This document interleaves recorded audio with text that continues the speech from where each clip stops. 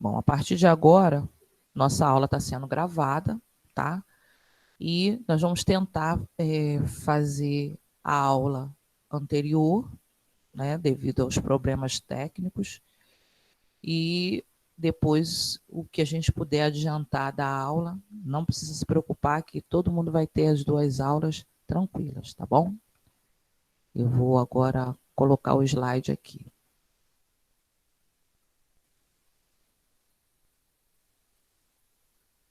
Quero que vocês me digam se vocês estão vendo o slide. Se um estiver vendo, a maioria vai estar vendo, né? Estão vendo ou não? Sim ou não, gente? Só falar um sim. Sim, professora. Sim. Graças a Deus está todo mundo aí. Graças a Deus. Isso aí. Então, o livro de vocês, o autor do livro, vai trabalhar conosco o capítulo 3, a arte e o cotidiano. Por que esse tema?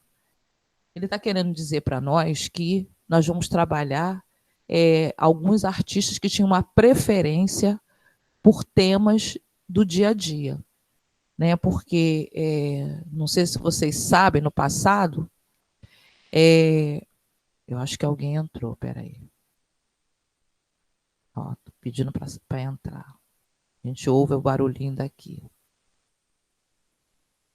Aí atrapalha. Aí eu tenho que voltar tudo de novo aqui. Bom, vamos lá. Não sei, vocês lembram, mas eu vou falar, no passado, o que acontece? As pessoas, os artistas, né, tinham quem estudava na Escola de Belas Artes, eles eram convidados para poder fazerem obras referentes a temas religiosos e temas também referentes a retratos.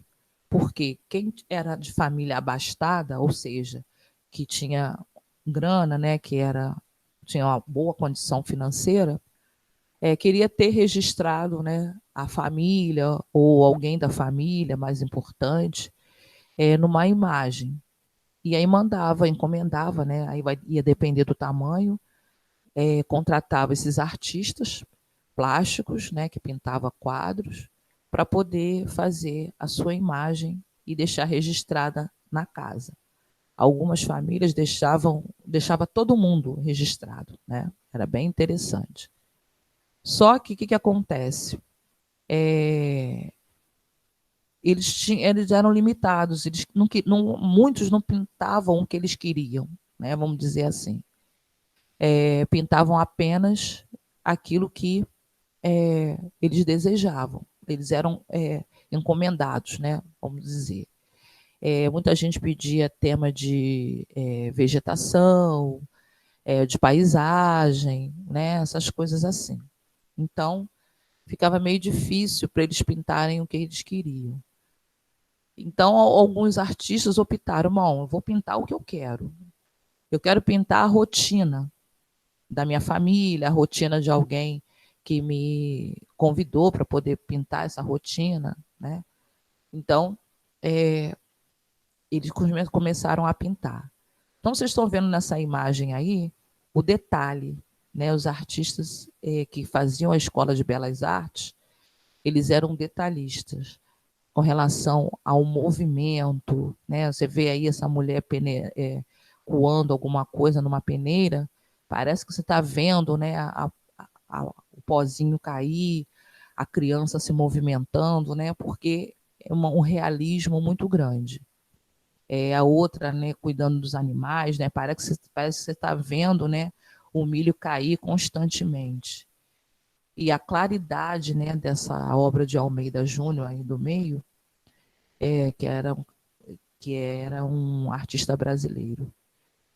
Então, essa questão do pintar o dia a dia fez com que nós entendêssemos qual era a rotina das pessoas do passado, como que eles viviam, o que eles tinham na casa, quais eram os serviços domésticos, como eles se vestiam.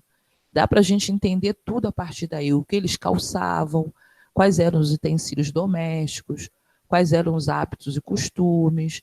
Tudo isso a gente conseguia ver a partir do simples ato deles pintarem uma obra referente ao dia a dia deles. Tá? Deixa eu dar uma olhadinha aqui, que eu acho que tem alguém que entrou. Só um minutinho, gente.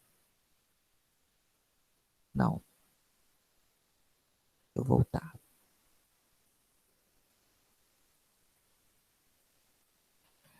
Na outra imagem aqui, no outro slide, vocês percebem que existe uma questão de preferência também com relação às cores. Alguns artistas tinham a preferência com cores mais escuras, ou então não tinham preferência, só tinham aquele tipo de cor para usar, ou aquele ambiente fechado. Essa primeira obra aí vocês já conhecem, que é Os Comedores de Batatas, de Vicente Van Gogh. Foi a primeira obra que ele vendeu, a primeira e única que ele vendeu enquanto ele era vivo. Depois, né, a família, depois que ele morreu, a família vendeu e ficou milionária, né, com base nas obras dele, que ele fez cerca de 800 obras, né, então dá para a pessoa sobreviver com esses milhões na conta, vamos dizer assim. E naquela época, Van Gogh não conhecia ainda o impressionismo. Por não conhecer o impressionismo, não pintava ao ar livre, igual essa obra ao lado aí, né, que pintura com tons claros e pintada ao ar livre.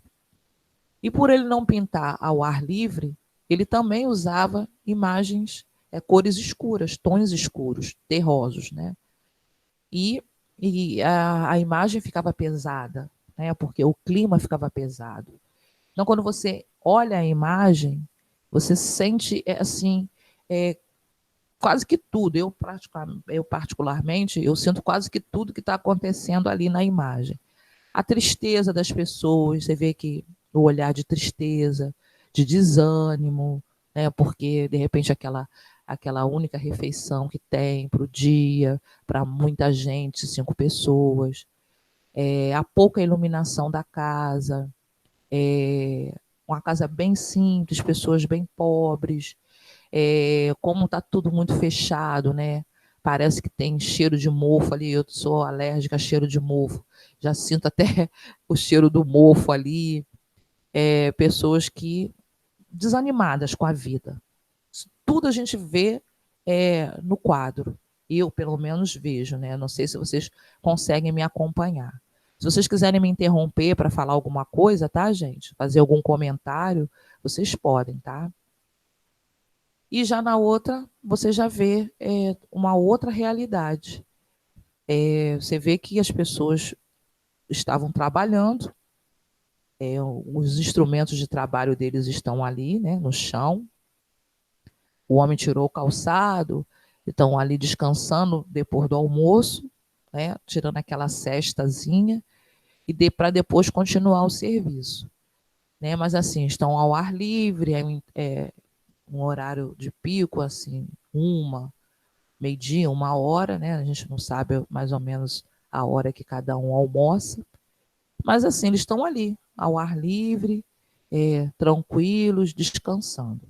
Já é uma cena mais leve, totalmente diferente devido aos tons de cores, né? Principalmente o amarelo e o branco, que dá essa coisa do tom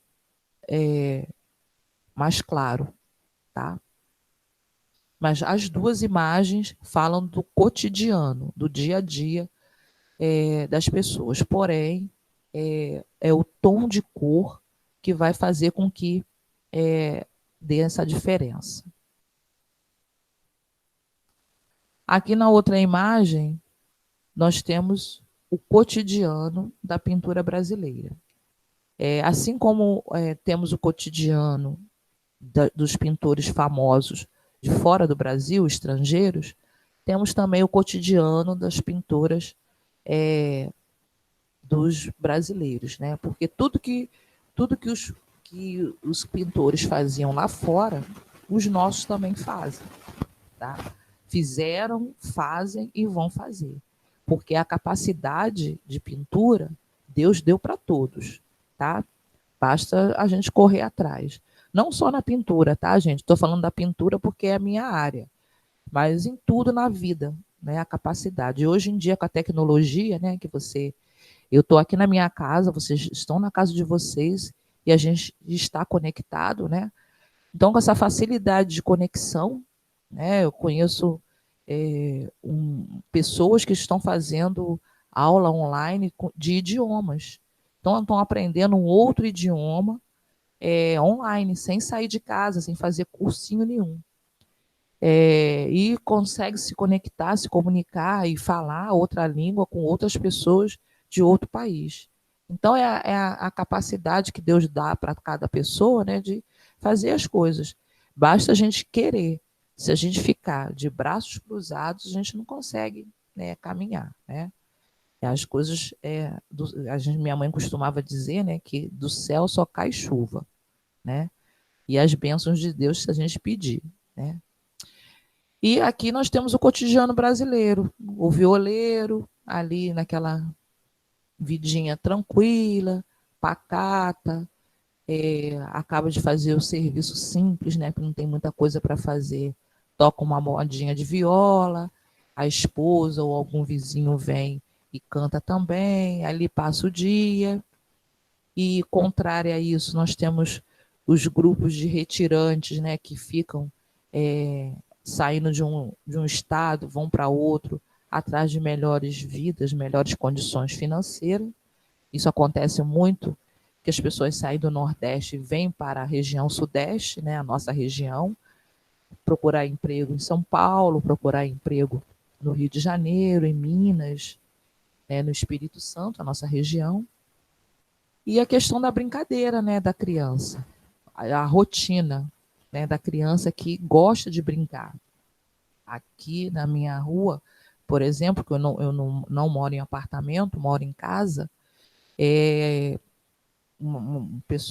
um amigo veio aqui na minha casa e falou: aqui na sua rua parece que não tem pandemia, porque está todo mundo brincando, soltando pipa, né, e jogando bola, as crianças estão curtindo, nem parece que estão em pandemia, sem máscara. Porque o que acontece? Quando a gente mora no centro da cidade, né, e tem comércio, e tem muita movimento de pessoas, você tem um cuidado maior, né? Mas quando você está longe disso, que é o meu caso, ou as crianças brincam no quintal ou brincam na rua, né? E não tem esse perigo, entre aspas, né? Que o perigo sempre vai estar lá. Então, aqui é a rotina que os artistas brasileiros retrataram, da rotina do nosso cotidiano brasileiro, tá? E essa rotina, isso tudo que eu estou citando aqui, gente, tem no livro de vocês, tá? E essa rotina aqui não fica somente na pintura, na artes plástica, não. Fica também na música, por exemplo. Os compositores e cantores também observavam os problemas do dia a dia e destacavam isso na letra da sua música. Aí o livro destaca principalmente esses 3 cantores. Esse primeiro aqui é Chico Buarque, depois o Dorival Caymmi, que é baiano, e depois nós temos o Noel Rosa, que foi um grande compositor, letras maravilhosas, né, que as letras deles, né, eles 3 e outros, Vinícius de Moraes, Tom Jobim e tantos outros, são letras tão especiais, né, Caetano Veloso, Gilberto Gil, caem até em prova de Enem, as letras, né, das músicas deles. De tão importante que são esses cantores. E, no caso aí, o único que está vivo é o Chico Buarque. Eu acho que Dorival Caymmi já morreu, se eu não me engano. Bom, e nós temos aqui também a questão da importância da luz, que o autor do livro de vocês também destaca, a importância da luz. E nessa importância da luz, ele fala que você usando o branco, você colocando tons mais claros, né? Esses tons mais claros, gente, se refere a você colocar a tinta branca nas outras tintas. Por exemplo, você quer fazer o azul, você pega o azul, você vai colocando um pouquinho de branco, você vai clareando o azul. O preto, você vai botando um pouquinho de branco, vai clareando o branco. Vai ficar um tom acinzentado. A mesma coisa você vai fazendo nas outras cores. Então, você vai ter uma pintura iluminada, tá? Na hora que você for fazer a sua pintura. Pode colocar tom sobre tom para fazer o sombreamento. Tá? É claro que isso tem uma técnica. Então, o artista ele vai falando, o autor do livro vai falando essa questão do pintar o cotidiano e da questão da luz. Por quê? Porque o nosso cotidiano não se refere só à noite, rotina à noite. Se refere principalmente ao dia. Por isso os artistas começaram a ver a importância da luz, colocar o cavalete com suas telas do lado de fora e começar a ver as suas imagens, as suas cenas com mais clareza. É claro que o tom, né, do, da luz ela vai mudando de acordo com o dia, com o momento do dia, as horas. De manhã, bem cedo, ela tem uma claridade, meio-dia tem uma claridade de pico, né, o sol do meio-dia.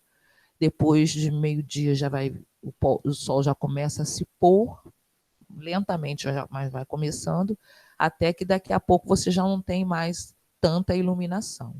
Isso se estende também para a fotografia, né? Os fotógrafos gostam de aproveitar a luz quando eles vão fazer alguma fotografia ao ar livre, para poder facilitar, para clarear as fotos que eles vão fazer. Tá? Assim, antes de eu tirar esse slide, eu quero saber se vocês têm algum comentário para fazer, né, alguma coisa que não entendeu, enfim, participar da aula, né? Vocês querem falar alguma coisa.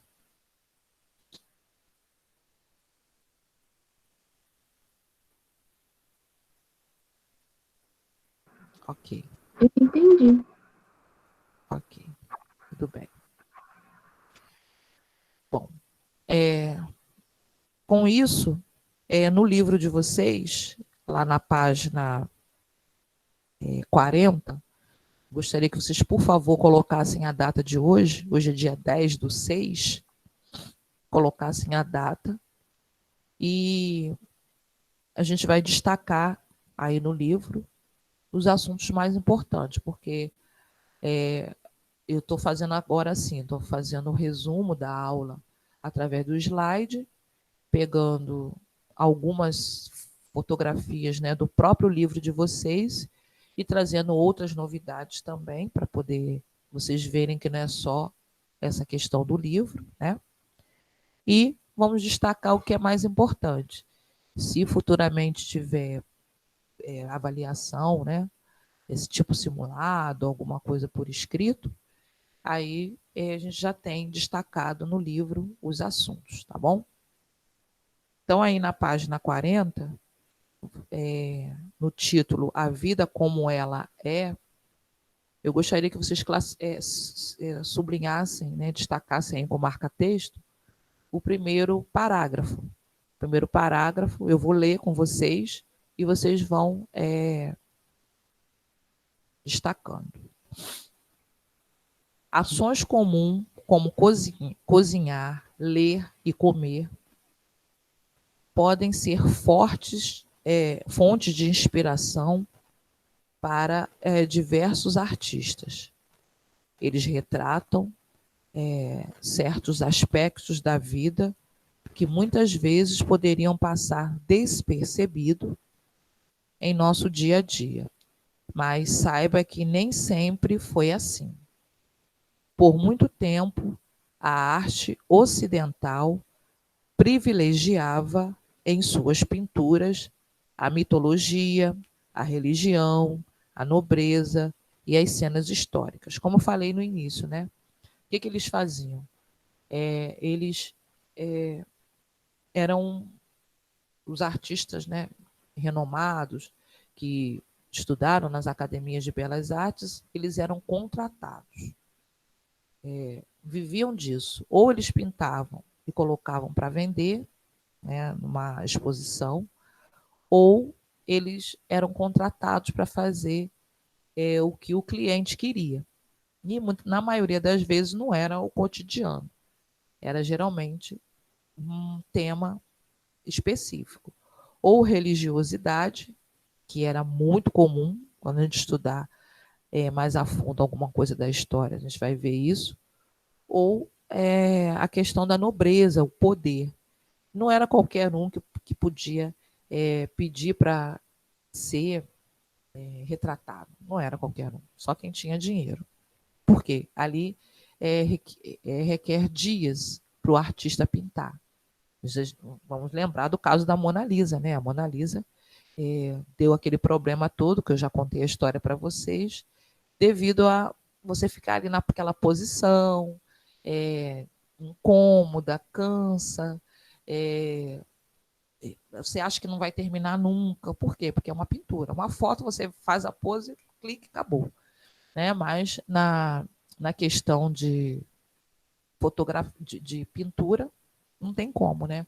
O artista, ele vai desenhar, ele vai pintar, ele vai colocar os detalhes da sua fisionomia, da roupa que você escolheu, e de repente o fundo que você escolheu, enfim. São muitos detalhes, não é assim de uma hora para outra.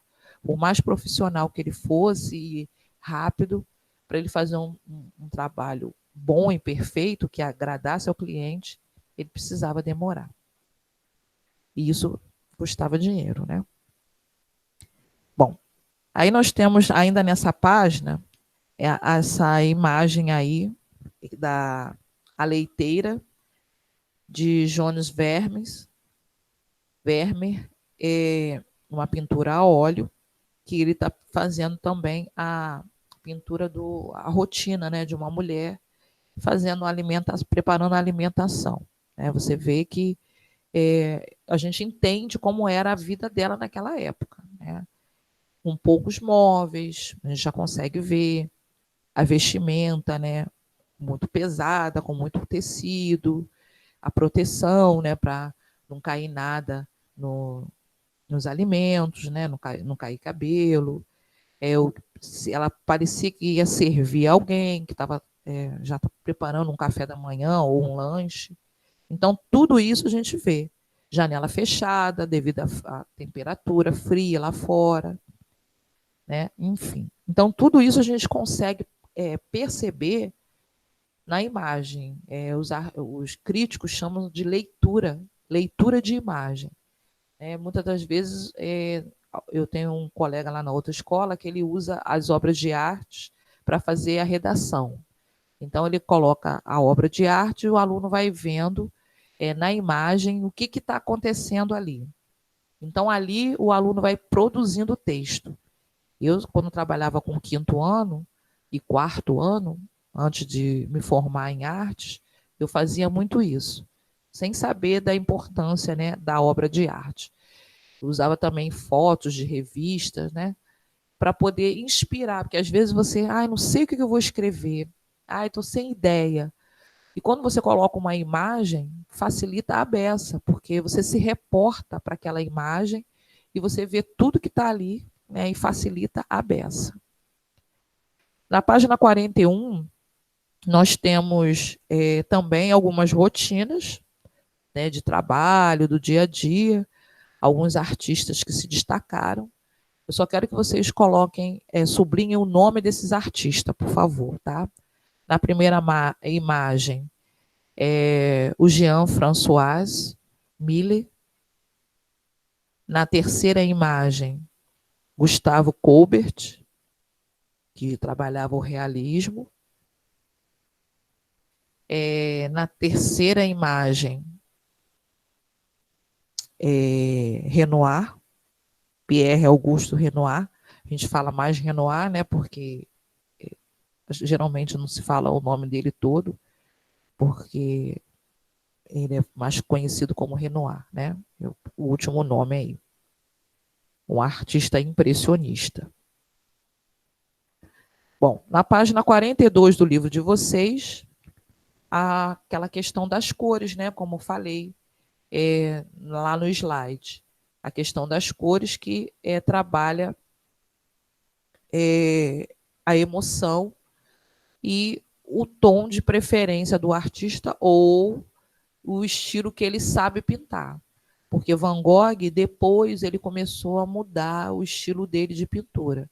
As pinturas dele começaram a ficar mais claras devido à convivência com outros pintores. Ele foi para a França e conheceu alguns pintores impressionistas e conseguiu, começou a pintar como eles. Gostou do estilo. Por quê? Porque era um estilo mais livre. Como vocês sabem, Van Gogh não se adaptou à escola de belas artes. Não se adaptou. Por quê? Não se adaptou porque ele, além de ter os problemas dele de neura, né, psiquiátricos, né, ele não aguentou a rigidez da escola de belas artes. Na escola de belas artes tem aquela questão de você obedecer, você fazer tudo que o professor pedia, as regras de pintura, usando régua, usando tamanhos, cores, tudo que tinha que ser todo mundo igual. Então, essa coisa de forminha, né? Forminha de gelo que sai o gelinho tudo igual, né? Então, essa questão de forminha, muita gente não queria para si. Então, ele não se adaptou e gostou desse estilo livre, porque ele podia botar o cavalete onde ele quisesse, podia usar a cor que ele quisesse, a quantidade de tinta que ele quisesse. Então, ele mudou totalmente o estilo dele. Então, gostaria que vocês sublinhassem aí no livro de vocês, por favor, o primeiro e o segundo parágrafo. Eu vou lendo e vocês vão sublinhando, por favor. Certamente, você já ouviu falar e até mesmo deve ter visto alguma das obras mais conhecidas do pintor Vicente Van Gogh, como Girassóis. A exemplo dessa pintura, Van Gogh gostava muito de pintar o cotidiano e os elementos simples, como cenas do trabalho no campo, sapatos, pessoas em seu momento de lazer. Inspirado por outros artistas que também se interessavam pelo dia a dia, especialmente Jean-François Millet, Van Gogh pintava muitas paisagens, além de retratos de pessoas comuns. Costumava até mesmo sair para pintar ao ar livre. Tá? Então, essa aí é a pintura dos comedores de batata, como eu falei para vocês. Tá? Aí tem os exercícios. Aí na página 46, fala sobre o cotidiano na pintura brasileira. Vamos sublinhar, por favor. O cotidiano também foi tema da pintura brasileira. A partir do século XIX, alguns artistas passaram a buscar novos caminhos para expressar suas emoções e sua visão do mundo.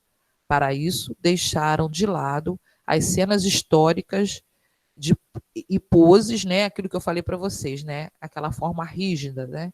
As poses rígidas dos membros da nobreza para retratar o povo brasileiro em seu cotidiano, com gestos mais naturais e cores vivas. Assim acontecia com os fotógrafos. Os fotógrafos tiravam fotos de pessoas fazendo pose, né, igual na moda, né, nos catálogos de revista, mas o fotógrafo mesmo, profissional, ele não gosta de fazer só esse tipo de foto. Ele gosta de pegar a pessoa no flagra, né? Quando ela não está vendo, na cena assim, dei uma aula de fotografia lá na outra escola, e é isso. Você pega a pessoa no momento que ele está desprevenido, numa cena que você não imaginava de estar ali. Você estava com a câmera fotográfica, né, no caso do artista fotógrafo, com a câmera no lugar certo e na hora certa. Que aí você, eles chamam de furo de reportagem, né, ou flagrante fotográfico, onde ele conseguiu fotografar o que ninguém conseguiu fotografar. É uma foto extra, particular, inédita. Diferente de quando alguém fala assim, olha, vai ter um evento em tal lugar. Aí todo mundo vai para lá com câmera e fotografa. Então aí você vai ter a foto do mesmo lugar, de vários ângulos, né, em momentos diferentes. Mas vai ter foto daquele local, daquela situação. Mas quando você está num lugar que você nem imaginava que ia acontecer alguma coisa, igual câmera filmando, né? E aquilo vira, hoje em dia a gente chama de viraliza, né? Porque ninguém tem. E acaba aquela imagem, se você não vender, sendo transmitida para todos os lugares. Bom, aí nós temos imagens, né, do dia a dia. Tem exercício na página 47. Temos na página 48 cotidiano da dança. Na página 49 está falando sobre os cantores que fazem as suas composições de acordo com o dia a dia. Eu falava para a turma 82 que hoje, nesse período que a gente está vivendo de confinamento, tem tantos profissionais confinados em casa, vivendo esse momento, estão fazendo o quê? Compondo. Futuramente a gente vai ver, de repente esse ano, o ano que vem, composições lindas que surgiram nesse momento de confinamento. Livros escritos, né, os escritores, filmes, né, os cineastas também estão fazendo roteiros de filme, roteiros de novela, né, os novelistas, programas de TV, de canal fechado, enfim, pintores estão fazendo obras, pessoas fazendo música, criando coreografia, enfim. As pessoas estão produzindo em casa. A gente vai ver essas produções futuramente. Né? E depois as pessoas vão contar, ó, isso aqui foi no momento que eu estava triste, ou estava feliz, ou descobri uma nova maneira de trabalhar no confinamento. Né? Porque a cabeça da gente continua a mil, né? Trabalhando, funcionando. Então, aqui na página 49, eu só gostaria que vocês sublinhassem o nome desses cantores, tá? O Chico Buarque, Dorival Caymmi e o Noel Rosa. Só o nome deles, tá? Porque caso venha cair em alguma avaliação, vocês já sabem de onde vem esse nome, né? Do livro de vocês. Aqui na página 50, está falando sobre o Dorival Caymmi, era um cantor que fazia canções românticas. Ele só fazia canções românticas, tá? Muito bonitas, ele tem um tom de voz muito bonito, é um senhor, mas a família toda é de músicos, né? Já o Chico Buarque, de Holanda, ele é do grupo de Gilberto Gil e Caetano Veloso, esqueci, Djavan. Esses cantores dos anos 80 e 70, eles foram exilados, porque no período do militarismo eles faziam músicas que falavam, né, do problema político, né, porque o problema político, o assunto político também entra como tema, né, para alguns pintores, para alguns artistas, né, principalmente escritores e compositores. E no militarismo era proibido falar mal do militarismo. Então, eles foram exilados, foram expulsos do país, vamos dizer assim, né? Foram obrigados a morar fora do Brasil. E lá só fortaleceu a vida deles, né? Porque eles aprenderam novo idioma, puderam compor mais, ficaram mais fortificados. Tem composições que eles fizeram no período do exílio, né? Que é mais ou menos o que a gente está vivendo, e só fortaleceu a carreira deles. Eles ficaram milionários, quer dizer, ficaram ricos, né? Não digo nem milionários, mas ficaram ricos, com posses, porque venderam mais, fizeram mais shows depois que acabou o período do militarismo, ficaram mais famosos. Só ajudou a carreira deles, né? Bom, na página 52, vai falar sobre filmes, como eu estava falando para vocês, né? A questão do filme, como da parte da mídia, né? Essas produções todas estão acontecendo, porque o artista ele é sensível e ele não para de produzir, nunca. Está, né? Sempre produzindo, pensando numa coisa nova. Assim como professor, assim como outros profissionais também, né? Estão sempre querendo inovar. E é uma característica, né, gente, na verdade, do brasileiro, né? O brasileiro, ele está sempre querendo inovar. Alguém quer falar alguma coisa? Quer comentar alguma coisa?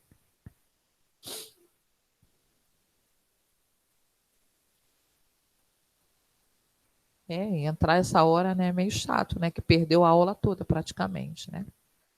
Mas, bom, aqui na página 53, nós temos a delicadeza da luz, como eu falei para vocês ainda agora, a importância da luz, por que os artistas faziam isso.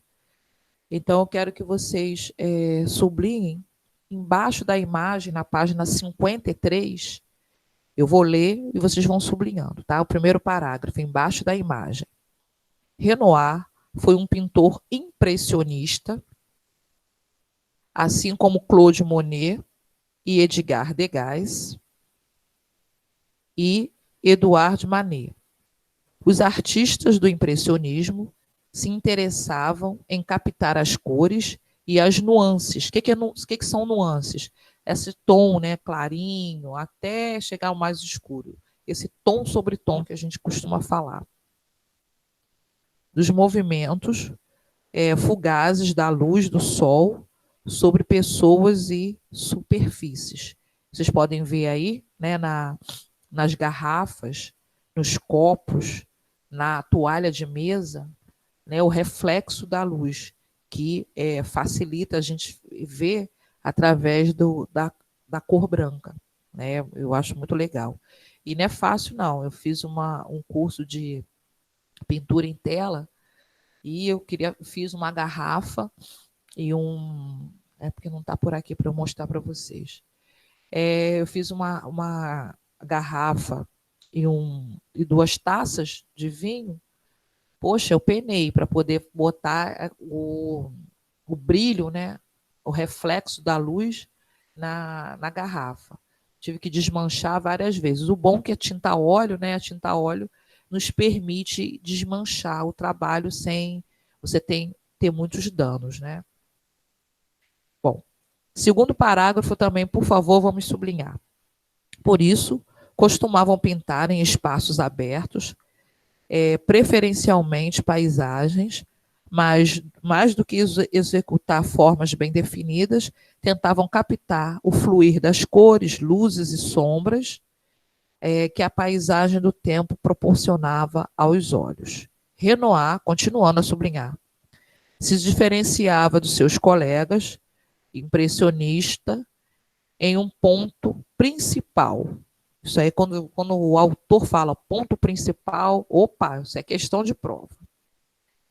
Além de paisagens, pintar retratos, especialmente de pessoas em seus momentos de lazer.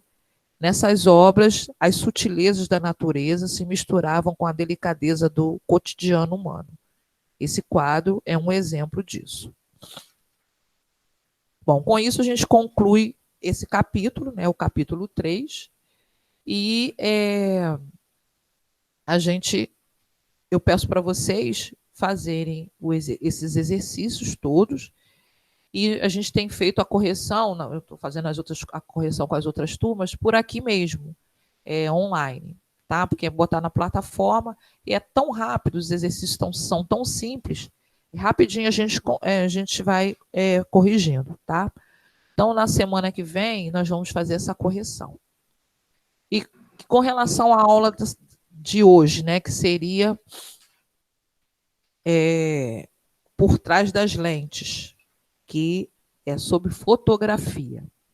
Eu vou assim, como a gente ainda tem 10 minutos, eu vou soltar o slide, né, que eu vou soltar para 82 daqui a pouco, para a gente fazer uma pincelada.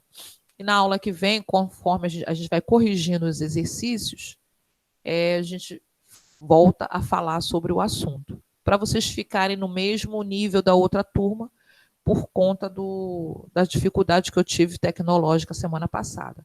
Que ninguém está livre disso, né? Porque todo mundo nessa hora está na internet, né? Todo mundo que eu digo, escola, trabalho, e às vezes a internet cai. Quem está com celular, que eu tive também uma semana com celular, o celular também não aguenta. Tudo isso pode acontecer com qualquer um, tá bom? Então, vou botar aqui. Fala. Eu faço curso de desenho e pintura, né? Aí eu já pintei em tela com tinta óleo.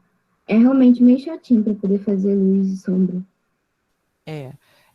São técnicas que a gente vai aprendendo e, assim, depois que você aprende, você vai em frente, né? Mas, assim, tudo que é novo, né, a gente tem um pouquinho de dificuldade, a gente acha chato, né? Mas o bom da tinta óleo é que a Tem gente como tem como consertar, né? mudar. Por isso, os artistas preferiram, no passado, né, a tinta óleo para poder Fica bem facilitar. bonito.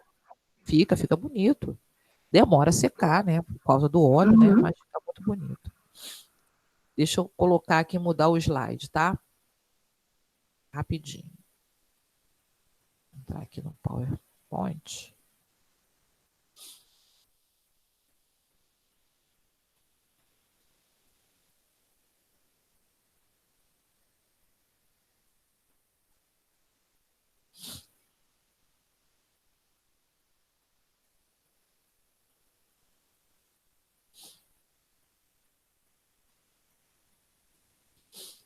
Bom, aqui nós vamos ver a fotografia, eu só vou ler os slides, tá? Para a gente poder, para vocês terem uma noção.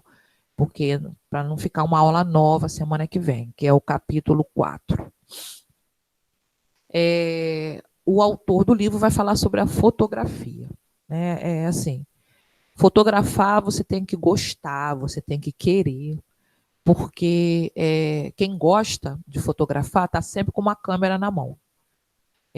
Quando eu falo câmera, eu falo de câmera profissional, tá? É claro que os fotógrafos profissionais, eu tenho vários conhecidos que são fotógrafos, eles falam que o celular que a gente usa hoje, os celulares, eles não perdem nada para as máquinas profissionais. Tem algumas máquinas antigas que os celulares até são bem melhores, a resolução é bem melhor.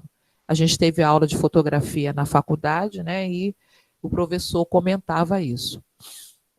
Então, a questão de fotografar é aquilo que eu falei, né? Você está no lugar certo, na hora certa e preparado, equipado, né, com a câmera. E ali você vai registrar uma foto única que ninguém vai ter. Eu acho que é isso que o artista fotógrafo ele quer. Ele quer ser único. Ele quer registrar a foto única. Aquilo que ninguém fez. E, assim, a fotografia natural, não aquela fotografia que, vamos dizer, eu preparei uma cena. Ah, vamos fazer um cenário aqui para tirar a foto? Aí faz uma pose. Não, pegou você do jeito que estava. Então, fotografar é registrar nosso olhar sobre o momento.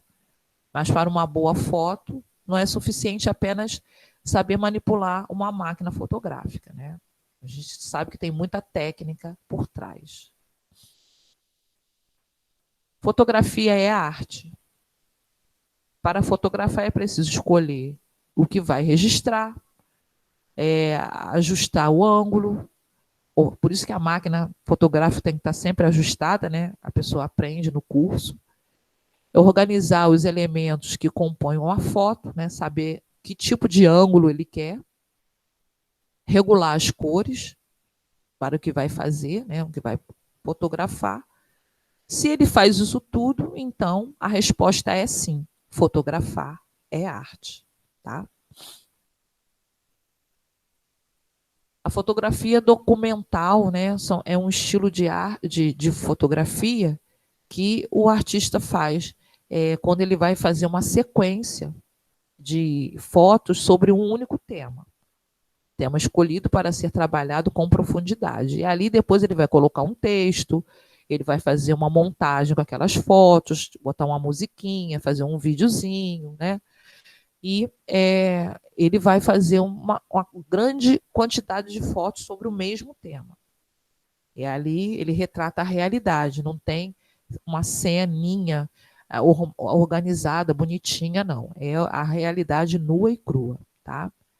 Aí o artista vai usar da sensibilidade para ele poder fazer, né? A técnica que ele já sabe. E aí ele usou o preto e branco, tá? Também pode fazer isso, se ele quiser. Tem a foto jornalística, tá? O fotógrafo jornalista, ele trabalha para o jornal, trabalha para a notícia, para a mídia. Então, eu achei essa foto muito bonita, né? Essa profissional da saúde, em tempo de pandemia, mandando a mensagem, né? Sem poder falar, por conta do momento que está vivendo, né? E acreditando em Deus, né? Colocando ali o salmo para poder dizer que ela está com fé. Então, a foto, ela já mostra tudo, ela já indica o lugar onde a gente está, quem é a pessoa, o que ela está fazendo. Por isso que eu falei, né? A foto, uma imagem vale mais do que mil palavras, né? Então, a foto acompanha a notícia, ela retrata os acontecimentos atuais, a foto jornalística, né? Ela também aborda na foto um tema específico, se eu vou falar de coronavírus, né? Ou de profissionais da saúde. O fotógrafo, o jornalista deve estar no local da notícia, né? Ele vai buscar a notícia e vai fotografar. Muitas das vezes ele fotografa quando você não está vendo, né? Por isso muitos são processados, né, pelo direito de imagens, vão fotografar uma criança ou algum político, né, ou qualquer uma pessoa comum como nós, né, sem a permissão, aí alguns até recebem processo por conta disso. Mas essa daí você está vendo que ela permitiu a imagem. Na fotografia a gente tem a questão da técnica. O artista, o fotógrafo, quando ele vai fotografar alguém ou algo, né, uma pessoa ou um ambiente, ele escolhe o plano do enquadramento que ele quer fazer.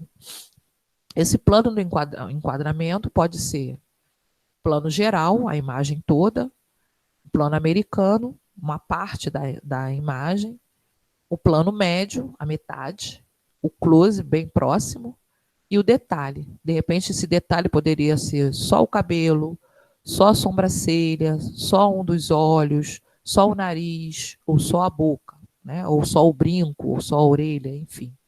Esse detalhe ele poderia ser mais próximo. tá? Isso você vai aprendendo a regular quando você faz o curso. Aqui tem um artista brasileiro chamado Walter Firmino Guimarães da Silva, que o autor do livro destaca, que foi um artista nato, que aprendeu sozinho, autodidata, e fotografava festas populares no Brasil. E depois ele fez o curso, né, e se especializou. Tá? Nós temos a fotografia referente à cor. Vou dar uma corridinha aqui, depois eu vou voltar, tá? Na próxima aula. Aí o artista vai fotografar o que ele está querendo com relação à cor. Eu botei esse índiozinho aqui, que ele é muito fofo. E botei esse menino aqui, né? Porque ele está representando um ser humano na natureza, né? Porque a natureza, aqui na primeira imagem, ela está sem o ser humano, e aqui o ser humano na natureza. E o índiozinho está representando o ser humano que se aproveita da natureza para poder se organizar, né? Se estruturar. A textura natural da pele dos animais, né? Dos vegetais. Eu acho lindo o pelo, né? Dos felinos selvagens. A onça muito linda. É muita coisa, gente, para mostrar. É rápido, tá? A luz, tem as linhas, a perspectiva, a luz de novo aqui que eu voltei, o espaço. Semana que vem eu vou falar tudo devagarinho, tá? Não se preocupe. A ilusão da imagem, tá? Só para dizer que vocês não tiveram, tá? Semana que vem nós vamos ter essa aula mais devagarinho. E a microfotografia.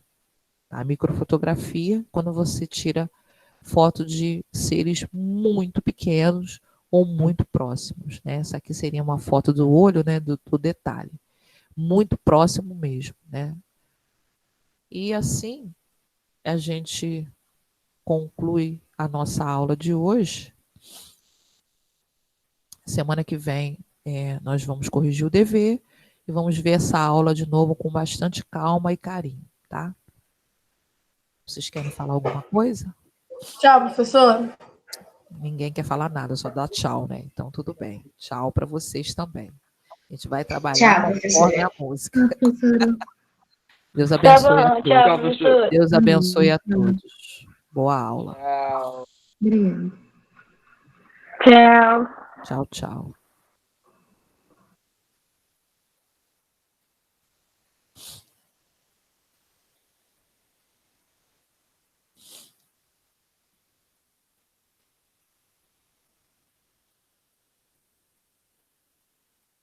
Quer falar alguma coisa, Jonatas? Jonatas não. João Vitor? Quer falar alguma coisa?